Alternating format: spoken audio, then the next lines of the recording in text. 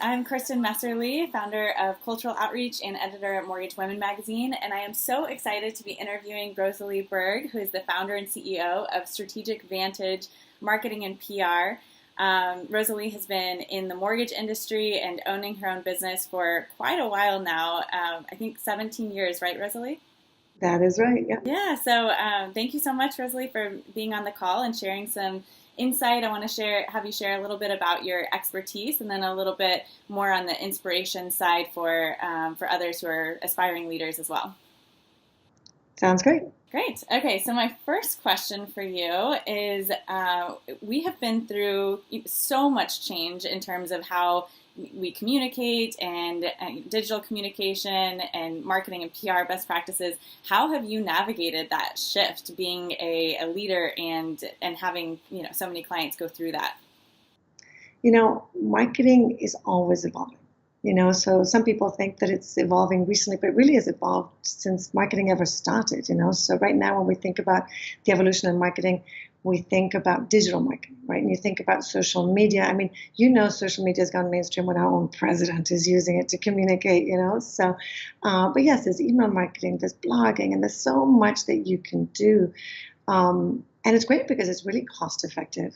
And it's really immediate, very targeted. It's a great time to be marketing.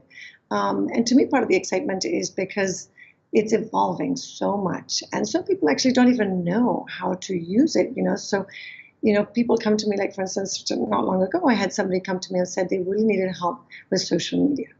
And I talked to them about what their needs were and evaluated what they were doing. And it turned out that social media was actually not a great tool for them based on what they were looking to achieve. Email marketing would have been far better for them. And so we had this discussion. And the whole process of educating people as to what tool they should be using, I think, is really important in this digital age. And it's not just about the tools also, but it's also about rethinking marketing. People are thinking of marketing very much the way people rethink about paving old highways. You think about coming up with a superhighway, right, that cuts through the circuitous roads. And a lot of new marketing right now is literally just paving old highways to make them a little faster, right? So you've got your fast car or whatever it is, and you're going faster on these winding roads rather than actually cutting through them. And when I say that, I think about things like, it wasn't long ago, actually very recently, that I had a company come to me and they were distributing monthly reports to their huge target audience, and they were distributing them via email, and they were sending them out as PDFs. And for them, it was this huge ordeal every month to format these reports and to distribute them as PDFs and everything. And then they would send them out and then start the process all over again the next month. And I pointed out to them, why are you sending them out as PDFs? So old-fashioned. You're essentially sending out a printout, a brochure, taking a photo of it and sending it to people. Why aren't you putting it on a website, right, where you can have hyperlinks and lead people around things? If you have to update the report, you can update it. You can distribute it in such a way that if you only want certain people to get it, only they can see the link. If you want it password protected, you can. But so it's just a really different way of thinking about marketing that people really have to embrace. Even another one is an even easier one is people come to me and say, hey, we've talked on the phone. Can you send me a brochure? I'm thinking, really? We're talking on the phone. I've got a website which is so much better than a brochure. It's a living, breathing portfolio. You can see samples of our writing, you can see samples of artwork, you can see samples of press coverage we've generated, awards that we've secured for our clients, everything, press releases, you name it all. It's all there, and they're asking for a printed brochure.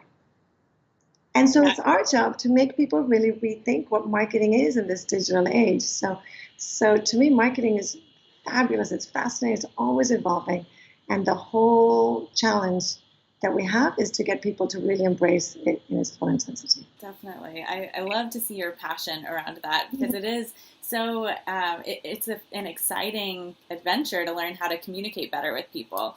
You kind of started to lead into my next question, but my next question is, what are some of the challenges that you see are most prevalent in your clients, whether they be brands or individuals or executives? What are they most challenged with when it comes to the new marketing? One of the biggest mistakes that I think people do in marketing, public relations, everything essentially, and it's not just people, executives, but companies and brands, is market themselves for something that they are not. And when people come to me and they're looking for brand image, a big part of it is who are you? Are you guys hip? Are you conservative? We've worked for companies that are like, the CEO is a guy who always wears a cowboy hat, and he was known for his cowboy hat. We don't want to change that. We want people to remember them as that. And so when it comes to something that resonates, it has to be who you are. If you're somebody who's funny, think about funny advertising. Don't do something that's really traditional and boring. And you think about the best example I have of poor marketing, Tiger Woods. Okay, you think about Tiger Woods, and before his crash, which was 2010 more or less, he was being endorsed by Accenture, very conservative, Tag Heuer. Companies that were known for being solid and reliable and this and the other. Somebody, they must have known, right? His publicist must have known. Did him a huge disservice, right? Because if he'd been marketed all along by the companies that are marketing it now, which are athletic brand companies, you've got it's Monster Energy, that's what it is. Monster Energy advertises him, companies that are into sport, things like that. It wouldn't have been such a shocker for him or for anybody, right? But no, he was marketed as somebody who was very conservative and very level-headed, this and the other, but that wasn't Tiger Woods. So my advice to companies is always pay attention to who you are and don't make yourself out to be somebody or a company or an executive that you're not. People, your target audience will like you for who you are, and they will make the most of you for who you are. But if you sell yourself for what you're not, then there's going to be a huge disconnect once they figure it out, and it's not going to resonate. That is such good advice. Gosh, I think so much we're trying to put on a facade, but we really need to emphasize who we are personally. So I love that. And so I think that actually answers my next question, but do you have any other advice for someone who is wanting to build their personal brand or their PR presence? Absolutely. Anybody that really wants to excel, I think you have to excel at something, right? If you really want to stand out, you can't be a generalist, So I think about my success as a person and even my successes in my agency is because I wasn't just a marketing and PR person, but I was one that specialized in the mortgage industry, right? And that makes me very different, right? There aren't many of us out there. So you could be somebody that specializes in speaking the Hispanic voice or the underserved voice, or you could be an SEO whiz, or, whatever it is that your specialty is, really learning that, really embracing it and marketing yourself for that. That's going to resonate. And the same thing in the mortgage industry or whatever. Figure out what your specialty is and find something that's different. Don't be what everybody else is, I can't tell you how many companies come to me and when I ask them, so what's your competitive advantage? They say something that everybody else does. So I'm like, okay, let's dig deeper because, everybody else is saying the same thing. And while I'm not saying that you should say something completely different, let's try to find something that sets you apart. Yeah. And that's important. So. Well, and that even plays so much into the topic that you were sharing before about your personal brand and expressing who you are. If you're the cowboy or you're the, whatever that is, like, let's emphasize that. So that's so good.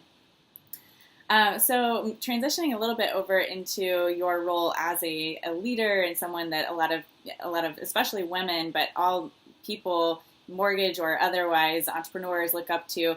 What advice would you share to young women or anyone aspiring to leadership or to own their own business?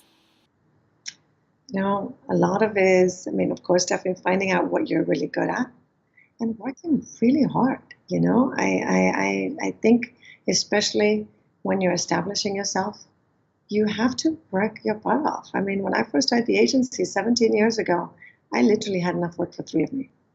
Day in, day out. And you just get used to it. It is a cycle that you just say, you know what, this is not going to be forever. And find that love for what you do. It's going to come through, but really hard working. You can't just ride in a small amount of, yes, I've got some level of success. Really go for it. Dive into the deep end and embrace whatever success you're getting and feed off it, So I think it's about passion. Passion really resonates, I think. People can see when you really love what you do. Take it seriously, work hard, And success comes to people who are very passionate about what they do, and they it breeds more success, I believe. Yeah, so that resonates so much with me. I think my next question for you is what is that passion for you? Like, what is it that keeps you motivated when times are difficult, or when you are, you have those late nights and you feel like, well, why am I even working this hard? What motivates you? Luckily for me, I really am super passionate about marketing. So I joke that I'll be in my retirement home. I'll be 90 years old, and I'll be telling the elderly home manager how they better should market their companies. How they should market it better. And so to me, it really is a passion. It comes so naturally to me that that's a motivator. No matter how hard I'm working, I will say also my clients motivate me a lot, and my employees, I've got a great team. I end up hiring people who are very positive people pleasers, and that motivates me, when you've got people who are like you in the sense that you always want to please people, and then your clients are happy. It really is like a cycle of happiness, because you're loving what you're doing, people are loving what you're doing for them. It breeds this amazing, big, happy circle. So that motivates me. Does that answer your question? Definitely. Yeah, I love it. Well, you have been such an inspiration to me and to so many people that follow you and that look up to you. So thank you so much for sharing your insight. Any last words that you want to share? Wow. I think one thing that I really believe as a woman is that there's such a strong positioning being a woman that I don't believe in it being a disadvantage, So I heard a lot of commentary about Women's Day, right? It was Women's Day not long ago. And I had some people say, why is it Women's Day? Why isn't it Men's Day? And I understand both sides of the argument. And I understand that women, we are breaking through barriers. But I do think part of it is in feeling worthy all on your own, feeling that you're there all on your own, and that you are just as strong as anybody else. And that while men might have some tools, women have their own tools, And, I've got one friend of mine who's the CEO of a big company in the mortgage industry, and he says, I'd rather hire a woman, And I mean, he's got like 1,000 people under him. Of course, he can't say this publicly, but he says they're organized, they're committed, they're multitaskers.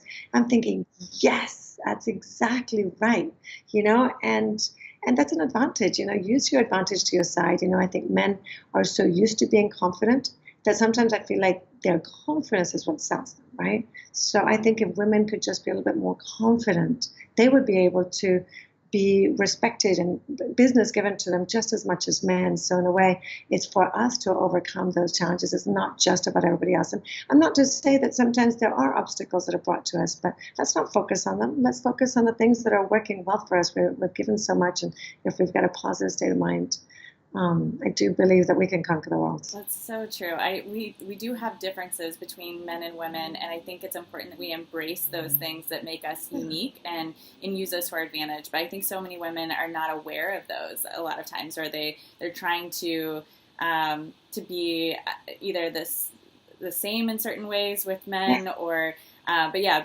having that awareness and using that to your advantage, I think, is so important. I talk to a lot of people that say that they would rather hire women, or for a lot of those reasons. I've also sat in front of men who said that they wouldn't hire women. So there's still barriers to overcome. Exactly. But you know what? It is what it is. You're not going to win them all. Yeah, right? Yeah. You can't win. I realized I was not going to continue pursuing that client. So that's not my client. Exactly. It is what it is, right? They should, if they prefer working with a man, then work with a man, We'll find the people who prefer working with women.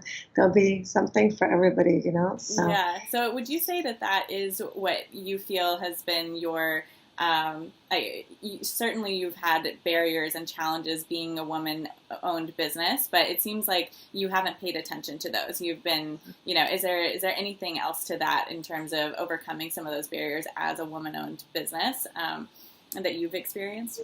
Yeah, I do think. I mean, of course, it's a confidence that you're instilled in when you're young. Maybe maybe I'm fortunate that my parents instilled that kind of confidence in me, but it's also, I do think it's an attitude that we have. And, before I started the agency 17 years ago, I used to work for companies, right? I was in marketing departments for different companies, and I choose my bosses wisely, right? You want to choose people who are going to empower you. And I've run across women who are senior executives and they say management changed and the people who are running the company now are sexist or this and the other. And I say, you know what? It's very hard. It's an uphill battle to fight when, not fight, but really rise up when there's sexist management above you. Time to move on, you know? I mean, I don't know, maybe it's a bad message to say to move on, but really, I don't think I'm going to change somebody who's really sexist. I don't think I can. I can try my hardest, but you know what? I think I'm going to do far better, like you, realizing that if that client was not interested in hiring a woman, just move on. There are tons of other companies that are going to appreciate you, and go, to those pastures, the greener pastures where you're going to be able to thrive. So there's plenty of opportunity for women who are like you, driven and love their work and committed. Such good advice. Well, I could talk to you forever, but I'm going to let you go. Yeah. Thank you so much for taking the time. This was really inspiring to me, and I know it's going to be very inspiring to our audience, and a lot of great information here. So thank you, Rosalie, for taking the time. It's my pleasure. Anytime.